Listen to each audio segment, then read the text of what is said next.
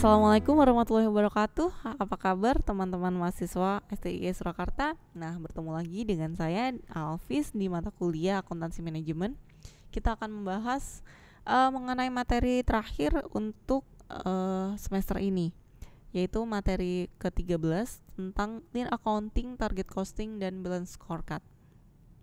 Apa sih Lean Accounting atau di sini kita bahas dulu tentang Lean Manufacturing. Adalah pendekatan yang didesain untuk meniadakan buangan dan memaksimalkan nilai bagi pelanggan. Jadi, sistem Lean Manufacturing ini memungkinkan para manajer untuk meniadakan buangan, mengurangi biaya, dan menjadi efisien. Implementasi Lean Manufacturing ini baik telah memberikan berbagai perbaikan besar, itu seperti kayak kualitasnya menjadi lebih baik, terus produktivitasnya meningkat, mengurangi waktu tunggu, terus mengurangi persediaan dalam jumlah besar, terus juga mengurangi waktu penyelesaian atau waktu penyetelan sehingga produksinya itu berjalan lebih cepat. Terus dengan berjalannya lebih cepat produksinya itu juga mengurangi biaya produksi, terus juga meningkatkan tingkat produktivitas atau produksi.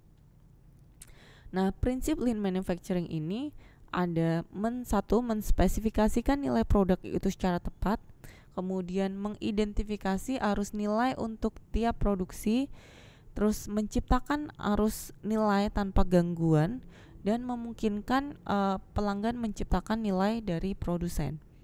Dan yang terakhir itu adalah mengajar kesempurnaan. Nilai berdasarkan produk atau value of product.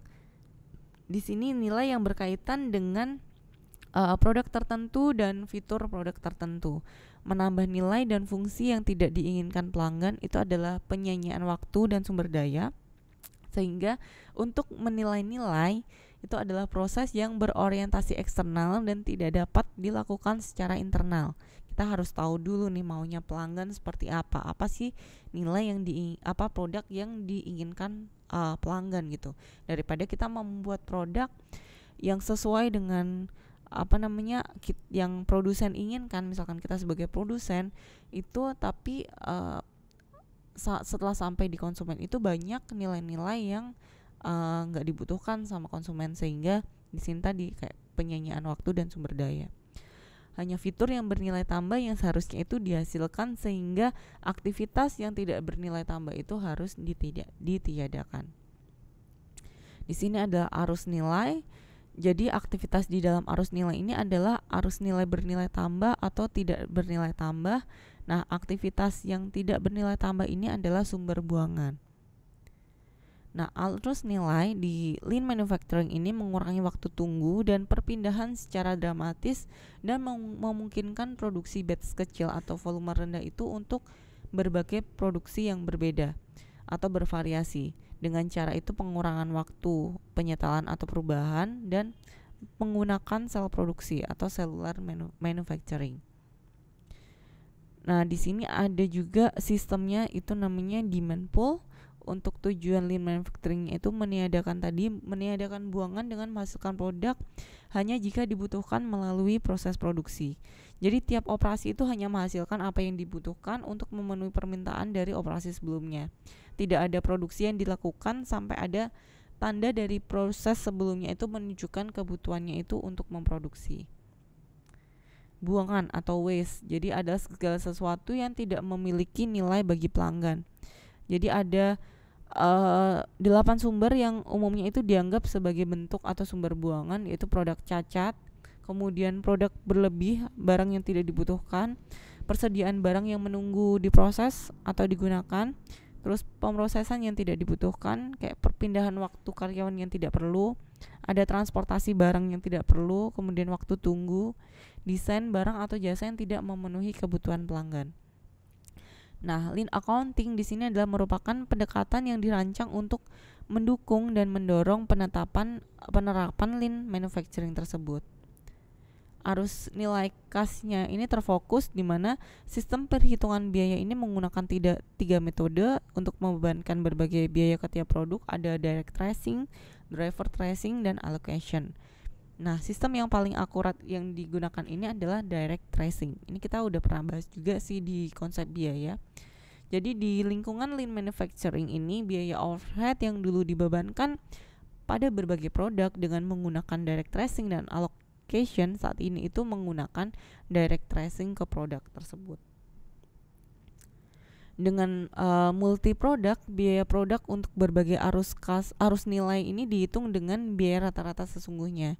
Jadi dengan menggunakan berbagai unit yang dikirim sebagai ganti dari unit yang dihasilkan, ini akan membuat para manajer itu termotivasi untuk mengurangi persediaan. Jadi menyediakan kayak bahan atau bahan baku yang akan digunakan saja, seperti itu. Untuk pendapatan dan biaya yang dilaporkan, ini adalah pendapatan dan biaya sesungguhnya untuk periode tertentu, sehingga di sini untuk menghindari distorsi kinerja dalam periode waktu tertentu, pengurangan persediaan ini dilaporkan secara terpisah dari kontribusi arus nilai. Jadi menambah perubahan persediaan juga akan memungkinkan penghasilan ini dinyatakan benar untuk laporan eksternal. Kemudian untuk pengambilan keputusan, seperti yang telah dijelaskan tadi, kalau variansi ke perhitungan biaya standar ini sesungguhnya dapat menghambat keputusan perbaikan, sehingga pengaruh dari keputusan terkait profitabilitas arus nilai mungkin merupakan satu-satunya informasi yang dibutuhkan untuk suatu keputusan tertentu.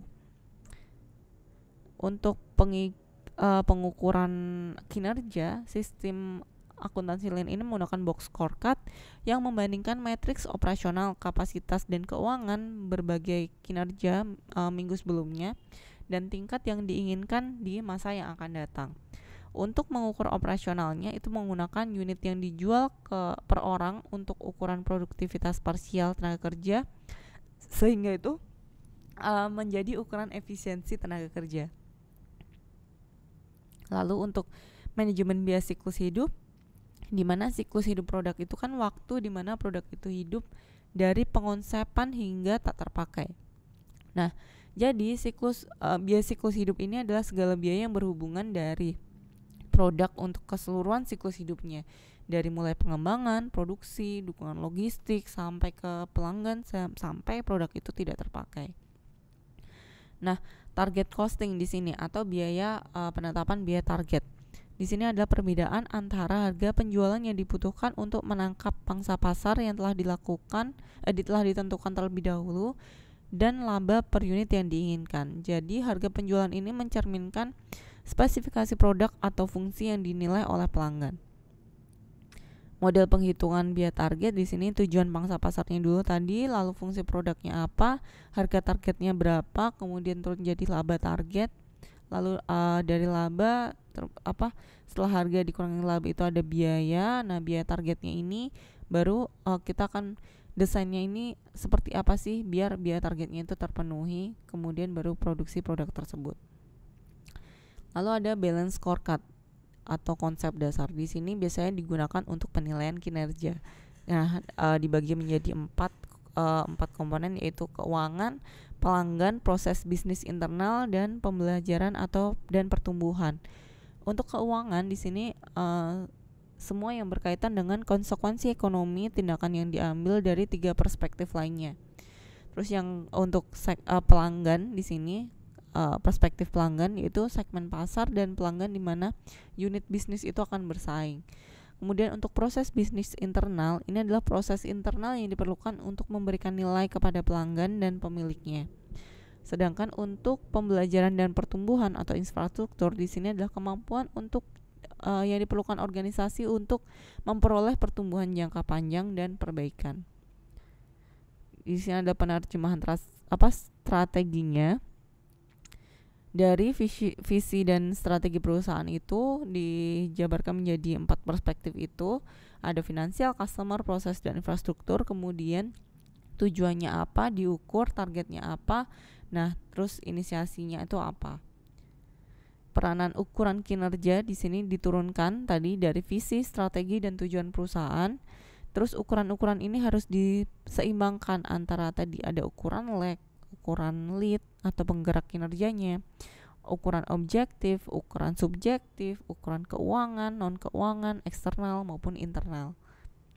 Nah, untuk menghubungkan ukuran kinerja dengan strategi, jadi di sini misalkan untuk finansial itu untuk untuk meningkatkan penjualan. Nah, untuk meningkatkan penjualan ini berarti akan meningkatkan profit seperti itu. Misalkan dari pertama dulu ya, untuk infrastruktur. Infrastruktur misalkan dengan meningkatkan kualitas training pegawai atau karyawan. Nah, kemudian dari peningkatan kualitas pegawai karyawan itu akan membuat redesign produknya akan menjadi lebih bagus, sehingga mengurangi defective unit atau beberapa unit yang tidak diperlukan. Nah, hal-hal ini akan meningkatkan customer satisfaction gitu. Nah, setelah kepuasan pelanggan itu meningkat, di sini dapat meningkatkan market share dari produk tersebut. Sehingga market share meningkat akan meningkatkan penjualan. Nah, dengan meningkatkan penjualan itu berarti akan meningkatkan profit perusahaan. Di sini ada beberapa contoh perspektif keuangan. Misalkan untuk pertumbuhan pendapatan, di sini adalah menaikkan jumlah produk baru. Ini ukurannya adalah persentase pendapatan dari produk baru dan lain-lain.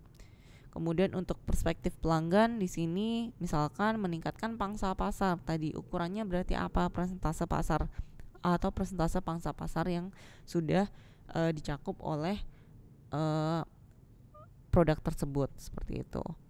Kemudian yang ketiga yaitu tentang perspektif proses. Contohnya misalkan meningkatkan kualitas proses. Di sini ukurannya adalah biaya kualitas, hasil output, dan persentase unit cacat. Kemudian untuk perspektif pembelajaran pertumbuhan, contohnya untuk tujuannya untuk peningkatan kemampuan karyawan, ukurannya berapa persentase penggantian karya produktivitas, berapa jumlah jam penelitian, pelatihan, seperti itu dan lain-lain.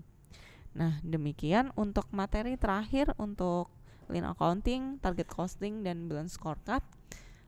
Selanjutnya untuk materi ke-14 nanti kita akan mereview materi pertama sampai dengan materi terakhir sebelum UTS.